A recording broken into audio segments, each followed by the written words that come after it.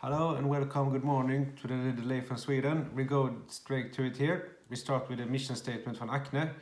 Is to create products for the art-inspired consumer, show the symbolic value of individuality, innovative style and high fashion. I cut it into two pieces. The mission is about to create products for someone who likes art. And they're gonna show the symbolic value of individuality, innovation, style and high fashion. This is what we're gonna work for all the time, against high fashion, high fashion. And as you see in the document, I highlighted some things like create, art, show, visualize, and also I did in cursive style, individuality, innovative style, and high fashion. This stands for the missions. The vision statement is always to do something extra, give something extra than just fashion to the consumer. And then we go to the world's greatest dice roll. The background was that they're going to have an event in Greenland where everybody was going to bet on these giant rolls. And if we start with the planning, we need someone to create the web page. We need someone to find a good location where we can be. We maybe need to hire a Greenland planner. Do we have permission to be here in the mountains? Do we need to rent a helicopter? We need to create these two dices and we need to budget to stick to. And the biggest question, which time should we do this is? When should we do it? How long time have we on us to do it? Who does what? Who decide what? Which action should we do? And then we go to organizations. I put it in three teams: Team Sweden, Team Greenland, and Team GNUF. And all the three teams will talk inside each other, and also the three group leaders will talk to each other 3 times a week. This is for everybody should do work faster and more smoothly. And then we come to command and directing. Then we will give a brief for the dice builders and for the other teams. Brief instructions, everybody know what they can do.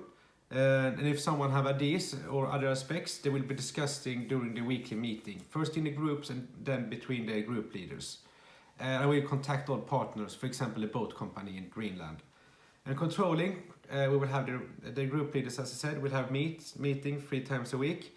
Verifying that everything goes through the plans and everybody performing as they should be. They will be measured to see that everybody is follow the path.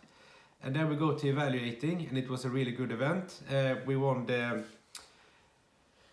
number 2 in the best advertising medal we can get in Sweden. And even if it's not about fashion, I think it's coherent because it shows Acne, that it shows actually that it is for ambition to create novel expressions because they get so much advertising inside the house. And then we go to the management style and leadership, and it's looked like that. I think it's functional, I think vertical structure, and it's typical because it starts with the board of directors and you go down with the CEO, Acne Productions, and then we got these 5 departments: women's wear, menswear, women's wear, denim, shoes, and leather goods.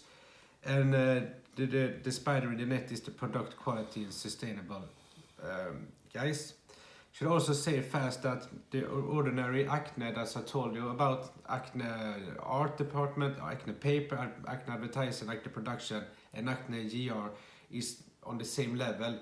And it don't make it to a matrix, but it's important to tell you about. And then we come to the distributions. We got the wholesaling channel, 800 wholesalers online in 48 countries. We got the pure Acne stores, 60 stores in 24 cities around the world. We also are located in department house like Nordiska Kompaniet, NK in Sweden, or Harrods in London, for example. And as I said, we have 66 available e-commercial markets also. Europe is the biggest market with 70% of all orders. We have office in Paris, Oslo, Shanghai, and Empoli in New York. And we also started the latest pop-up, the latest showroom we have in Oslo and in Paris. We also got over 62 suppliers in 200 production locations in 16 countries. The biggest countries is Italy, Portugal, and China. Yes, and the latest outlet did we build in Hangzhou Tower in China. That showed that we're actually targeting the Chinese market now. Quite obvious, but it's important to say. And the flagship store is located in London, Paris, Los Angeles and Tokyo.